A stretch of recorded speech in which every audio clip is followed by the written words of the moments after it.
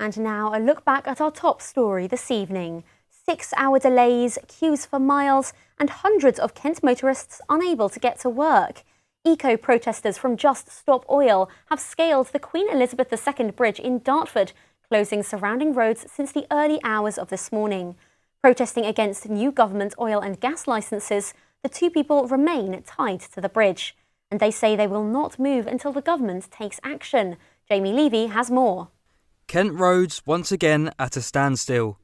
This time it wasn't Operation Brock or Operation Stack, it was Just Stop Oil protesters as they climbed up the wires of the Queen Elizabeth II Bridge, forcing it to close in the early hours of this morning.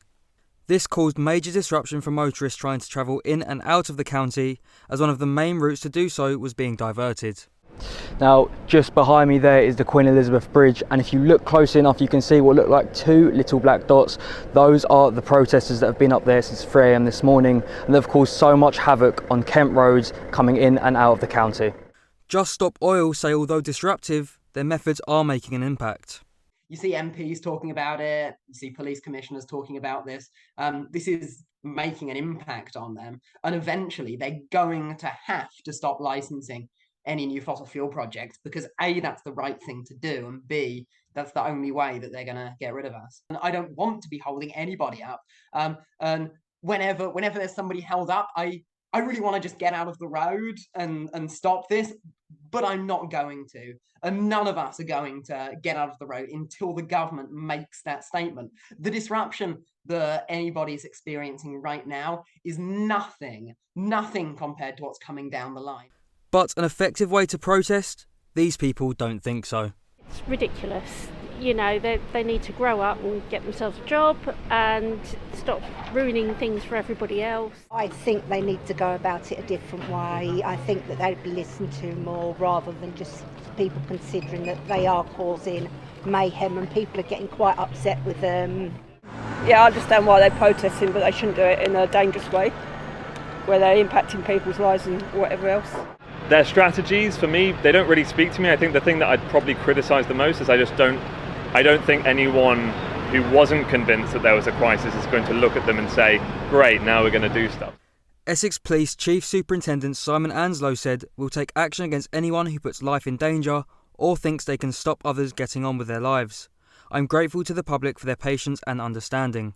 The protesters have said they intend to stay up there for days to come, but during that time, the chaos calls on Kent's roads will continue, and the debate will go on about whether this is the right way for protesters to get their message across. Jamie Levy for KMTV. Well, joining me now in the studio is our reporter Jamie Levy, and on the line we have Oliver Clegg from Just Stop Oil. Thank you both for being here. Now, Oliver, I want to come to you first. Off the back of that report from Jamie, you heard from lots of people who aren't happy about the methods that Just Stop Oil are using. What would you say? Are you concerned that you're driving people away with your methods? Good afternoon. So we are demanding that the government makes a statement saying that it will immediately halt any new fossil fuel licensing.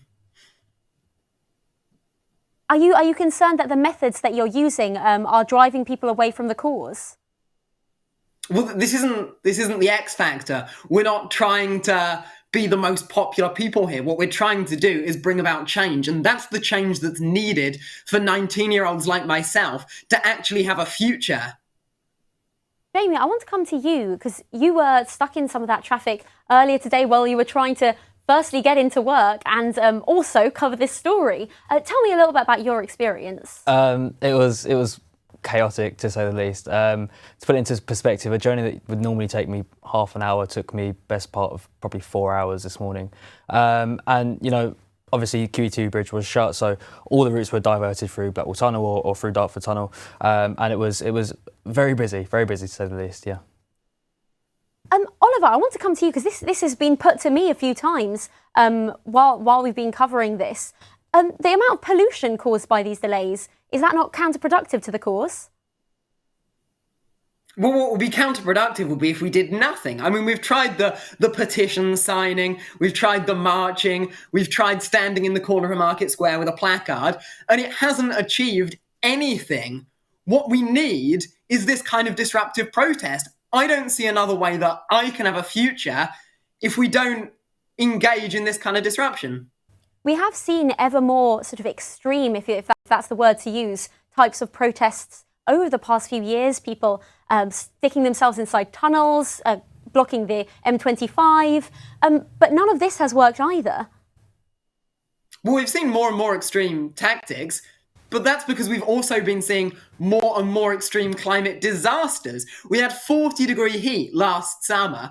1,700 people died during that. 60 families lost their homes to fires caused by that 40-degree heat. 40 degrees of heat in the UK was unthinkable. And that's in 2022. Imagine what it's going to be like next year. Imagine what it's going to be like by 2050. We don't have time to wait. Jamie, I know you've contacted the government on this to kind of get their perspective on the new oil and gas licenses that Oliver was talking about. So what is it that we're expecting to hear from them? So unfortunately, we haven't yet got a statement. We're expecting to get one very soon. But I imagine what they will say is that, due to the war in Ukraine, there is now a shortage of oil, and these the sorts of things they told us before. It is. These new licenses will help with that. Also, the creation of new jobs and things like that. So, they would say that there are some benefits to it as well. I suppose that the challenge... But those are the usual lies that you get from the government. What we're actually talking about is renewables that are 9 times cheaper. 9 times cheaper. Would you rather your energy bills for 3,500 quid or 400 quid? This would help with the cost of living crisis. The biggest solar farm in the UK was built in just 6 weeks. These projects that they're building now are going to be taking years to come online. They're going to be useless in the short term. What would actually be useful if the government genuinely cared about trying to get us energy security would be if it shifted towards renewable energy. We already have 8 years of fossil fuel reserves, even if we turned the tap off right now. 8 years. Well, the government aren't here to defend themselves, but I'm sure if they were, they'd be saying that they do care about energy security, and that's why they're pursuing these projects. Because, of course, we know that while renewable energy, yes, like you said, it's cheaper and often more accessible because it's resources like the wind, it's less reliable. So I suppose that would be one of their arguments. But what I want to put towards you is how extreme are you willing to go? What's the extent? What comes next after this on the bridge? What else can there be? Yeah, well, we have a clear line. We're going to stick to non-violence. We will never harm anybody, but we're gonna keep on taking action until the government meets our demand. There's no alternative. There isn't a world where we don't get this demand met. If it isn't met, then you can wave goodbye to a pleasant future. I suppose the argument could be made that while it's not choosing violence, not actively harming people, if ambulances are trying to get through that way, if there's emergency services, we have a blue light policy. We let ambulances through. But for the bridge today, when it was closed, that would have caused, like Jamie said, 4 hours of delays. Yeah, but we would not hold up ambulances, and of course it's awful for those people held up. But I don't have the luxury of sitting here talking about how appalling this is, given that I'm sat here as a 19-year-old facing down climate breakdown. I'm not going to live to be an old man if we end up with this 40-degree heat coming again and again. If it gets worse, it just lasted 2 days. Imagine what would happen if it lasts weeks. And that's what's expected. It's expected that 10 million people will die every single year as a result of the climate crisis by 2040. And that's according to a conservative think tank.